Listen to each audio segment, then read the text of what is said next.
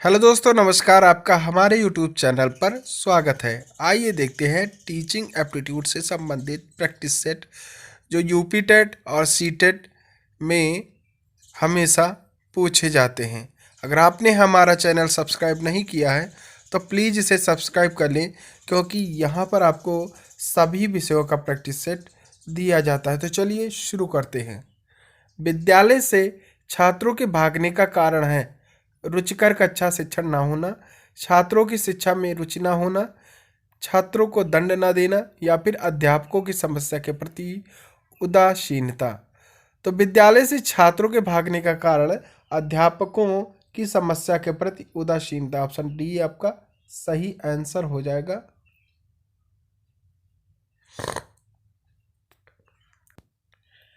प्रतिभा संपन्न छात्र का स्वप्न सदैव एक शिक्षक बनने का होता है। इसके बारे में आपका मत है अंशतः सही। ऑप्शन सी आपका सही आंसर हो जाएगा। समय चक्र में विषयों के वितरण का क्या आधार होना चाहिए? छात्रों की रुचि के आधार पर, कोई आधार नहीं होना चाहिए, विषयों की कठिनाई के आधार पर, या फिर विद्यालय की सुविधा अनुसार। तो समय चक्र में विषयों का वितरण विषयों की कठिनाई के आधार पर होना चाहिए। ऑप्शन सी आपका सही आंसर हो जाएगा। हमारी वर्तमान शिक्षा प्रणाली शिक्षित बेरोजगार बढ़ाने वाली प्रणाली है, क्योंकि शिक्षा से लॉर्ड मैकाले की नीतियों पर आधारित है। शिक्षा से मात्र सैद्धांतिक ज्ञान ही दिया जा सकता है, शिक्षा व्यवसायोन्मुखी नहीं है, या ये सभी। तो हमारी वर्तमान शिक्षा प्रणाली शिक्षित बेरोजगार बढ़ाने वाली प्रणाली है, क्योंकि शिक्षा व्यवसायोन्मुखी नहीं है। ऑप्शन सी आपका सही आंसर हो जाएगा। छात्रों में श्यामपट्ट कार्य को आकर्षक बनाने हेतु निम्नलिखित में से कौन सा अधिक उपयोगी है? अच्छे लेख और श्यामपट्ट कार्य के महत्व पर भाषण देना, सभी छात्रों को समय समय पर श्यामपट्ट पर अभ्यास कराना, शिक्षक का स्वयं श्यामपट्ट पर कार्य करना, या फिर अच्छे लेख वाले पत्र का उदाहरण देना। तो छात्रों में श्यामपट्ट कार्य को आकर्षक बनाने हेतु निम्नलिखित में से शिक्षक का स्वयं श्यामपट्ट पर कार्य करना अधिक उपयोगी है। ऑप्शन सी आपका सही आंसर हो जाएगा। छात्रों में स्काउट के प्रशिक्षण के लाभ पर आपके विचार हैं। छात्रों में सेवा भावना का विकास होता है, सही बात है। छात्रों में कम खर्च करने की आदत का विकास होता है, बिल्कुल सही है। छात्रों में सच बोलने की क्षमता का विकास होता है, सही बात है। तो अगर सही मायने में देखा जाए तो यह सभी आपके सही आंसर हो जाएंगे। विद्यालय में छात्रों की प्रेरणा हेतु आप निम्न में से क्या करना चाहेंगे? प्रेरित लोगों के उदाहरण देंगे, छात्रों में पारितोषिक वितरण, छात्रों में प्रतिस्पर्धा की भावना का विकास करेंगे, या फिर प्रेरणा के महत्व पर भाषण देंगे। तो विद्यालय में छात्रों की प्रेरणा हेतु आप निम्न में से छात्रों में प्रतिस्पर्धा की भावना का विकास करेंगे। ऑप्शन सी आपका सही आंसर हो जाएगा। जो धन और संपन्नता चाहते हैं, बेहतर है कि वे अध्यापक ना बने। आपकी इस संदर्भ में क्या राय है? तो यह ऐसा नहीं है, बिल्कुल गलत है। यदि शिक्षा को व्यवसायोन्मुखी बनाया जा सके तो समय और धन का सदुपयोग होगा, राष्ट्रीय अर्थव्यवस्था में सुधार होगा, छात्रों में अध्ययन के प्रति रुचि बढ़ेगी, बेरोजगारी में कमी आएगी। तो यदि शिक्षा को व्यवसायोन्मुखी बनाया जा सके तो उस समय बेरोजगारी में कमी आएगी। ऑप्शन डी आपका सही आंसर हो जाएगा। एक अच्छी पाठ्य पुस्तक वह है जो अन्य विशेषताओं के अतिरिक्त अनिवार्य रूप से सम्मिलित करती है शिक्षकों को निर्देश, परीक्षकों को निर्देश, बहुत से गृह कार्य के अभ्यास, या प्रकरणों की सूची। तो एक अच्छे पाठ्य पुस्तक वह है जो अन्य विशेषताओं के अतिरिक्त अनिवार्य रूप से सम्मिलित करती हैं शिक्षकों को निर्देश। ऑप्शन ए आपका सही आंसर हो जाएगा। छात्रों को मूल्य यानी छात्रों को मूल्यों की शिक्षा देना आवश्यक है, क्योंकि इससे उनका बौद्धिक विकास बढ़ेगा। यह भी एक शिक्षा है। उनमें सद्गुणों के प्रति आस्था और सजगता बढ़ेगी, माता पिता प्रसन्न होंगे। तो छात्रों को मूल्यों की शिक्षा देना आवश्यक है, क्योंकि इससे उनमें सद्गुणों के प्रति आस्था और सजगता बढ़ेगी। ऑप्शन सी आपका सही आंसर हो जाएगा। शिक्षक को अपनी विषय वस्तु में निरंतर नए ज्ञान का समावेश करते रहना चाहिए, जिससे छात्र कक्षा में शांत रह सकें, वह छात्रों को नवीनतम ज्ञान दे सके। छात्र शिक्षक की योग्यता का लोहा माने, अध्यापक का ज्ञान बढ़ सके। तो शिक्षक को अपनी विषय वस्तु में निरंतर नए ज्ञान का समावेश करते रहना चाहिए, जिससे वह छात्रों को नवीनतम ज्ञान दे सके। ऑप्शन बी आपका सही आंसर हो जाएगा। छात्रों में श्रम के महत्व के विकास हेतु शिक्षक को स्वयं श्रम करना चाहिए। छात्रों को श्रमजीवी लोगों के उदाहरण देने चाहिए। छात्रों को समय समय पर श्रम करने का अवसर देना चाहिए या फिर श्रम के महत्व पर भाषण देना चाहिए। तो छात्रों में श्रम के महत्व के विकास हेतु छात्रों को समय समय पर श्रम करने का अवसर देना चाहिए। अगर आपको हमारी यह स्पीड ज़्यादा तेज़ लग रही हो तो आप कोने पर जाकर के 3 डॉट देखेंगे, वहाँ क्लिक करके आप स्पीड को कम और ज़्यादा कर सकते हैं। नेक्स्ट क्वेश्चन देखते हैं। कोई भी देश तभी बड़ा माना जाएगा जब दूसरे देशों की अपेक्षा उसके पास अधिक शक्ति हो, देश के अधिक से अधिक लोग राष्ट्रवादी और शिक्षित हो, धार्मिक कट्टरता हो, उस देश में नए नए आविष्कार होते रहें। कोई भी देश तभी बड़ा माना जाएगा जब देश के अधिक से अधिक लोग राष्ट्रवादी और शिक्षित हो, तभी बड़ा माना जाएगा। ऑप्शन बी आपका सही आंसर हो जाएगा। अगर कोई आपकी आलोचना करता है तो आप क्या करेंगे? उसकी भी आलोचना करते हैं? आलोचना करने वाले को पसंद नहीं करते। कोई मेरी बुराई करे मगर मैं किसी की बुराई नहीं करता हूँ, इसके बारे में बुरा नहीं सोचना चाहिए। तो इसका जो आंसर होगा, अगर कोई आपकी आलोचना करता है तो आप उस समय क्या करेंगे? कोई मेरी बुराई करे मगर मैं किसी की बुराई नहीं करता हूँ। अगर आपकी कोई बुराई कर रहा है तो इसका मतलब ये नहीं कि आप भी उसकी बुराई करना शुरू कर दें, आप उसको इग्नोर कर सकते हैं। नेक्स्ट क्वेश्चन देखते हैं। जब आप कार्य आरंभ करते हैं तो किस विषय पर अधिक सोचते हैं? कार्य की प्रकृति एवं योजना पर, कार्य में लगने वाले समय एवं योजना पर, कार्य की सरलता एवं असफलता पर, या ये सभी? तो जब आप कार्य आरंभ करते हैं तो कार्य की प्रकृति और योजना विषय पर अधिक सोचते हैं। ऑप्शन ए आपका सही आंसर हो जाएगा। सच्चे मार्ग पर चलने के लिए आप किन किन लोगों का अनुसरण करते हैं? देश के नेताओं का, सभी अच्छे व्यक्तियों का, महापुरुषों के आदेशों का, या फिर देश के शिक्षाविदों का?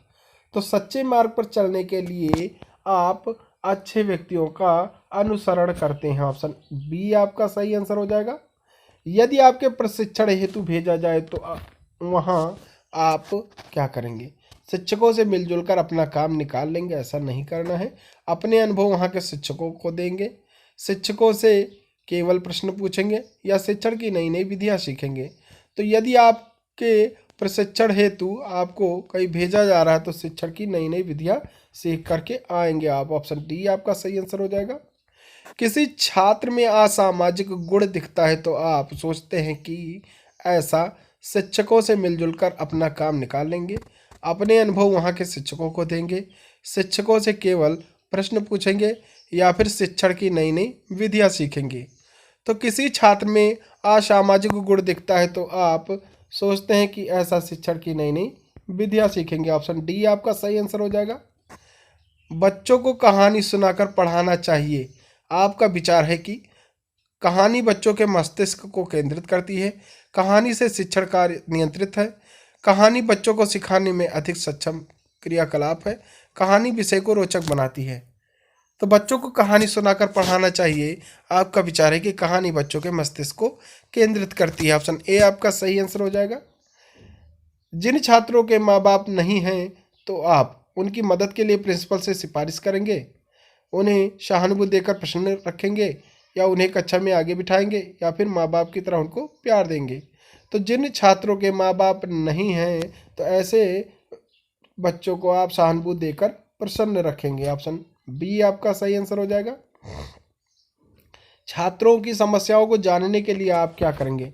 खुद छात्र बनकर उनकी समस्या को समझ सकते हैं, छात्रों की पिटाई करके उनकी समस्या पूछ सकते हैं, या फिर आत्मीय संबंध बनाएंगे, या फिर इनमें से कोई नहीं? तो छात्रों की समस्या को जानने के लिए आप आत्मीय संबंध बनाएंगे और छात्रों की समस्या को जानेंगे। ऑप्शन सी आपका सही आंसर हो जाएगा। छात्रों को चरित्रवान एवं अनुशासित बनाने के लिए आप छात्रों को इसका प्रशिक्षण देंगे, उन्हें अच्छे कार्य के लिए प्रोत्साहित करेंगे, स्वयं चरित्रवान और अनुशासित रहे होंगे, या फिर उनके माता पिता को इस दिशा में प्रयत्नशील करेंगे। तो छात्रों को चरित्रवान एवं अनुशासित बनाने के लिए आप स्वयं चरित्रवान और अनुशासित होंगे, तभी बच्चे आपको सीख करके ही इस तरीके से बनने की कोशिश करेंगे। इसलिए ऑप्शन सी आपका सही आंसर हो जाएगा। शिक्षा के क्षेत्र में आरक्षण लागू होने से सामाजिक एकरूपता आती है, सामाजिक रूप से पिछड़े व्यक्ति को सहायता मिलती है, शिक्षा में विसंगतियां आती हैं, या फिर इनमें से कोई नहीं। तो शिक्षा के क्षेत्र में आरक्षण लागू होने से सामाजिक रूप से पिछड़े व्यक्ति को सहायता मिलती है। ऑप्शन बी आपका सही आंसर हो जाएगा।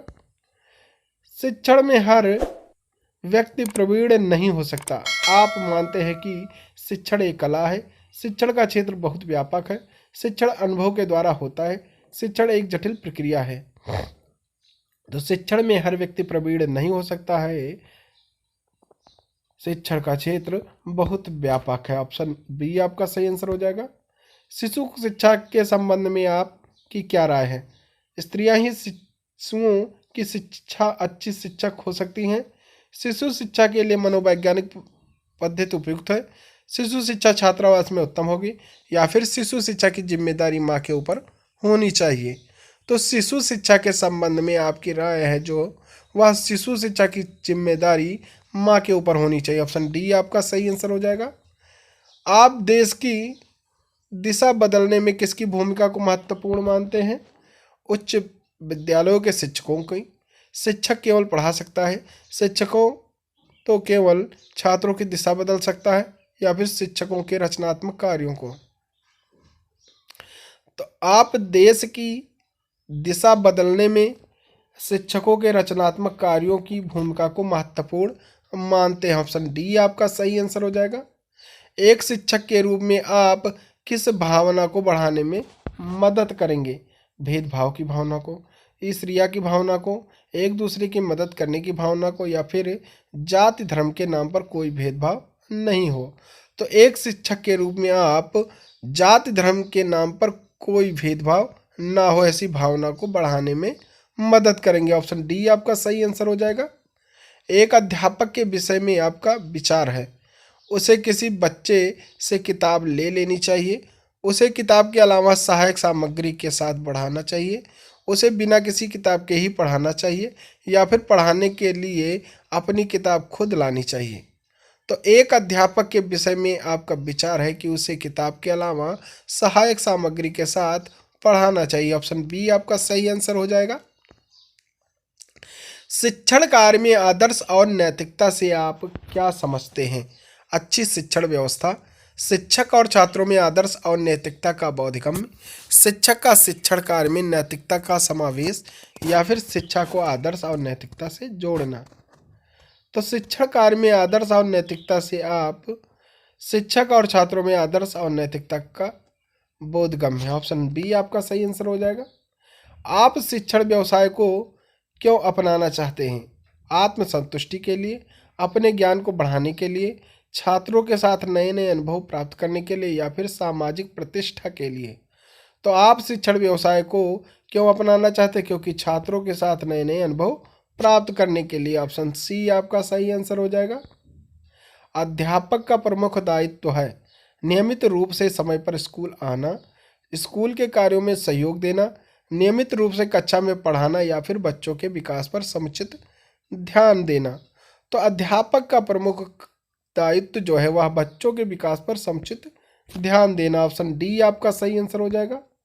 वर्तमान में शिक्षा के गिरते स्तर का प्रमुख कारण है जवाबदेही के निर्धारण की कमी, परीक्षा व्यवस्था एवं मूल्यांकन की खामियां, उपरोक्त दोनों या इनमें से कोई नहीं? तो वर्तमान में शिक्षा के गिरते स्तर का प्रमुख कारण है जवाबदेही के निर्धारण की कमी और परीक्षा व्यवस्था में मूल्यांकन की खामियां, अर्थात उपरोक्त दोनों आंसर आपके सही हो जाएंगे। आपकी दृष्टि में अध्यापन व्यवसाय है जीवन पर्यंत पठन पाठन का। अध्यापक के किस व्यवहार का छात्रों पर सर्वाधिक हानिकारक प्रभाव पड़ता है? तो अध्यापक का कुछ छात्रों के साथ पक्षपातपूर्ण व्यवहार ही हानिकारक प्रभाव पड़ता है। ऑप्शन डी आपका सही आंसर हो जाएगा। आधुनिक भारतीय परिवार अपने बच्चों में जिस उद्देश्य की पूर्ति में असफल रहे हैं वह है मनोरंजन संबंधी उद्देश्य, प्रेम व स्नेह संबंधी उद्देश्य, सुरक्षा संबंधी उद्देश्य या फिर शैक्षिक उद्देश्य। तो आधुनिक भारतीय परिवार एवं अपने बच्चों में जिस उद्देश्य की पूर्ति में असफल रहे हैं वह है सुरक्षा संबंधी उद्देश्य। ऑप्शन सी आपका सही आंसर हो जाएगा। 3 या 4 वर्ष के बालक के लिए उचित दंड हो सकता है उसे उसकी माता की उपेक्षा का भय दिलाना। ऑप्शन बी आपका सही आंसर हो जाएगा। पूर्ण अनुशासित कक्षा की पहचान छात्रों की पठन पाठन प्रक्रिया में पूर्ण रुचि एवं शांतिपूर्ण भागीदारी। ऑप्शन ए आपका सही आंसर हो जाएगा। प्रभावी शिक्षक की कौन सी बात छात्रों को अच्छी लगती है? उसका पहनावा, उसकी विद्वता, उसका पूरा व्यक्तित्व या उसकी बोली। तो प्रभावी शिक्षक की कौन सी यानी उसका पूरा व्यक्तित्व छात्र को अच्छी लगती है। ऑप्शन सी आपका सही आंसर हो जाएगा। प्रभावी शिक्षक होने की बहुत कम संभावना किसकी है? वह जो हर समय अपनी विद्वता का बखान करे, वह जो नैतिक मूल्यों की शिक्षा देता है, वह जिसकी पढ़ाने में कोई रुचि ना हो। ऑप्शन सी यानी जो प्रभावी शिक्षक होने की बहुत कम संभावना होगी वह जो हर समय अपनी विद्वता दिखाए और जिसका पढ़ाने में कोई रुचि ना हो, उसकी संभावना ही बहुत कम होती है। इसलिए ऑप्शन ए और सी दोनों सही आंसर हो जाएंगे। तो thanks for watching my video. अगर आपको हमारा यह वीडियो पसंद आया हो तो प्लीज़ इसे लाइक शेयर कमेंट जरूर करें और चैनल पर नए हैं तो सब्सक्राइब करना बिल्कुल ना भूलें। Thank you. जय हिंद, जय भारत।